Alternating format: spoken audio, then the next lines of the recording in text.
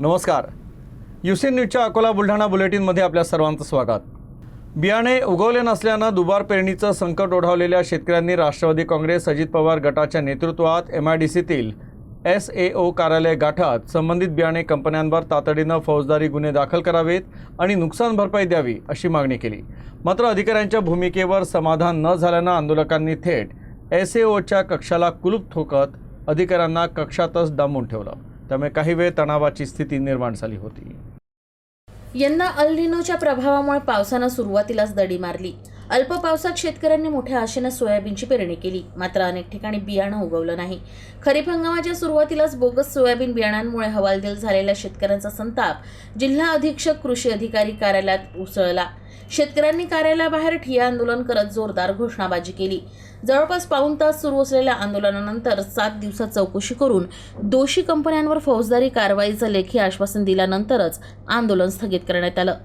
जिल्ह्यातील तक्रारींचा आकडा 984 वर गेला असून मूर्तिजापूर तालुक्यात 229, तेल्हारामध्ये 220, अकोल्यात 189, पातूरमध्ये 120, बाळापूरमध्ये 115, बार्शी टाकळीत 110 आणि अकोटमध्ये 1 तक्रार दाखल करण्यात आली आहे. अकोला येथे जिल्हा कृषी अधिकारी श्री मुरलीधर इंगळे यांची आम्ही भेट घेतली.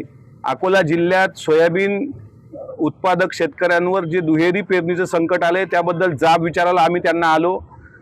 आम्ही ज्या कंपन्याचं बियाणं उगवलं नाही त्या उगवण क्षमतेवर आमचं प्रश्नचिन्ह आहे आणि तशा उगवण क्षमता असलेल्या कंपन्यांना जर मागच्या वर्षी 25-26 मध्ये तुम्ही तक्रारी दाखल करून त्यांना न्यायालयीन प्रक्रिया त्यांची सुरू असेल तरी त्यातल्या बऱ्याच कंपन्यांना जर यांनी यावर्षी बियाणं विक्रीचा अधिकार दिला तर याचा अर्थ कंपन्यांशी यांचा आर्थिक गैरव्यवहार झाल्याचं माझं स्पष्ट मत आहे.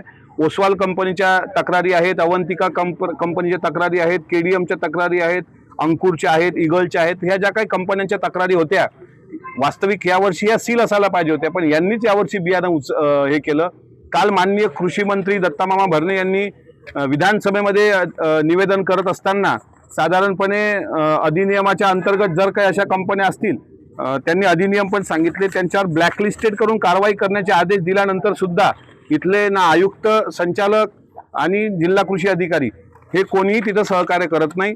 त्यामुळे आम्ही त्यांना आता ताळेबंद करून, म्हणजे तिथं जर काय आता उद्रेक झाला असता शेतकऱ्यांच्या भावनेचा, काही तोडफोड झाली असती तर FIR शेतकऱ्यांवरच केला असता.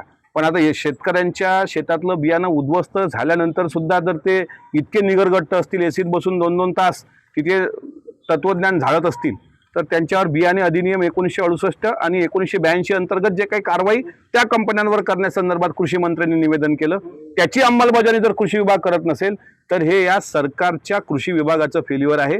मी कृषी मंत्र्यांशी 4दा संपर्क केला पण त्यांनी पण मला कुठलाही रिस्पॉन्स आणि प्रतिसाद दिला नाही. याचा मला खेद वाटतो की शेतकऱ्याची पोरं म्हणून तरी फोन उचला. तुम्ही आम्हाला पक्ष म्हणून फोन उचलू नका, आम्ही आमदार आहोत की माजी आमदार आहोत ते म्हणून फोन उचलू नका, पण शेतकऱ्याच्या प्रश्नासंदर्भात जर तुम्ही फोन उचलत नसाल तर ही बाब गंभीर आहे, तितकीच वेदनादायी आहे, तितकीच दुर्दैवी आहे. म्हणून आम्ही या कार्यालयाला आज टाळं ठोकलंय. आता जे काही होईल ते मी भोगायला तयार आहे. अकोला जिल्ह्यातील अनेक भागात सोयाबीन बियाणं न उगवल्यानं शेतकऱ्यांवर दुबार पेरणीची वेळ आली आहे. सोयाबीन बियाणं न उगवल्यानं आता कृषी विभाग आणि डॉक्टर पंजाबराव देशमुख कृषी विद्यापीठाच्या शास्त्रज्ञांनी थेट शेतकऱ्यांच्या बांधावर जाऊन बियाणं न उगवण्याचं कारण शोधून काढलंय. संयुक्त पाहणीत शास्त्रज्ञांना बियाण्यांची उगवण क्षमता ही कमकुवत असल्याचे निदर्शनास आलंय. याचा अहवाल विद्यापीठातर्फे कृषी विभागाला पाठवला जाणार आहे, तर कृषी विभाग यावर काय कारवाई करते हे पाहण्यासारखं असेल. आधीच पावसाचा खंड आणि त्यात बियाणे न उगवल्यानं अकोला जिल्ह्यातील शेतकरी दुहेरी संकटात अडकले आहेत.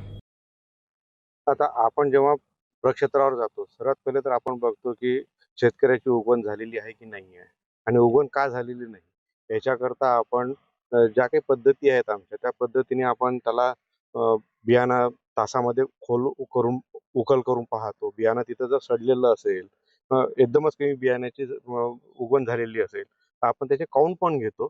1 स्क्वेअर मीटर मध्ये एरियामध्ये किती काउंट असायला पाहिजे या सर्व पद्धतीचा आपण वापर करू. मग आपण ते ठरवतो की ते बियाणं खरोखर आपल्या उगवण क्षमतेचं जे आहे, म्हणजे जे प्रमाण असतं ते उगवण क्षमतेचं प्रमाण जसं आहे तेवढं आहे की नाही याच्यावरनं आपण ठरवतो की ते बियाणं बोगस आहे की नाही. आता परीक्षणासाठी आपल्याकडे आपली जी काही तालुका तक्रार निवारण समिती आहे, त्यामध्ये आपले विद्यापीठाचे शास्त्रज्ञ आहेत, टीओ आहेत, संबंधित एओट विषय आणि मी स्वतः आज फील्डवर येऊन मूर्तिजापूर तालुक्याचे विविध आता 4-5 आमचं गाव आम्ही पाहतोय.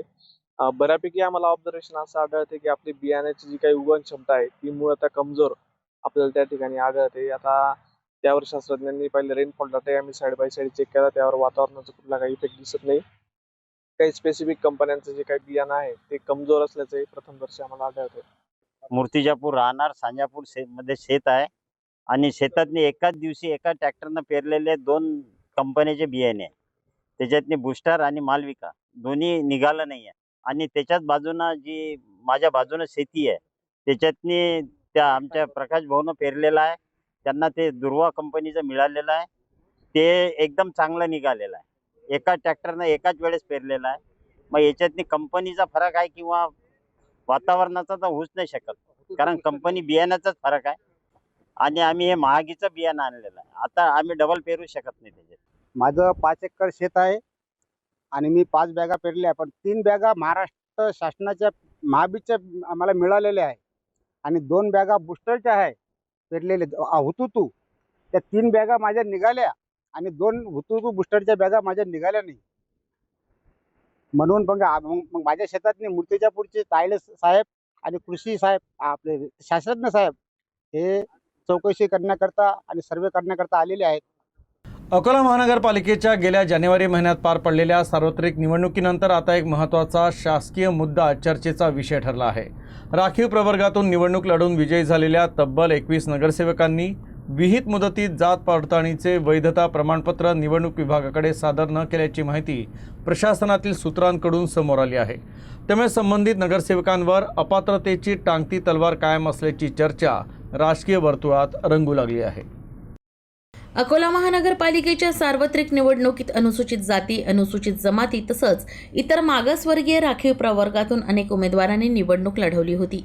यापैकी 21 उमेदवार विजयी होऊन नगरसेवक म्हणून निवडून आले. मात्र निवडून आल्यानंतर कायद्यानुसार निश्चित कालावधीत जात पडताळणी समितीकडून प्राप्त झालेलं वैधता प्रमाणपत्र निवडणूक विभागाकडे सादर करणं गरजेचं असतं. सूत्रांनी दिलेल्या माहितीनुसार संबंधित नगरसेवकांकडून ही प्रक्रिया अद्याप पूर्ण झाली नसल्याचं सांगितलं जात आहे. तर या घडामोडीमुळे मनपा वर्तुळात चांगलीच खळबळ उडाली आहे. संबंधित नगरसेवकांना आता जात पडताळणी प्रमाणपत्र सादर करण्यासाठी हालचाली वेगानं सुरू केल्याची माहिती आहे.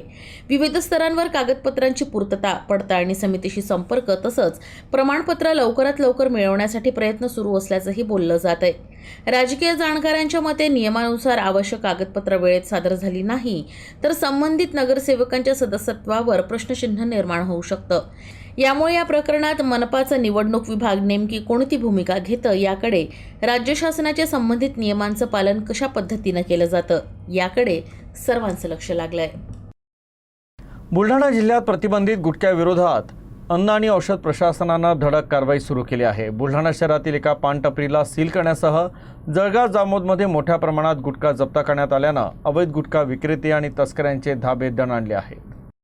बुलढाणा शहरातील प्रशासकीय इमारत आणि अन्न व औषध प्रशासन कार्यालयासमोरील पानटपरीवर अन्न आणि औषध प्रशासनानं धडक कारवाई करत ती सील केली आहे. या पानटपरीवर प्रतिबंधित गुटखा आणि तंबाखूजन्य पदार्थांची विक्री होत असल्याचे निदर्शनास आल्यानंतर ही कारवाई करण्यात आली आहे.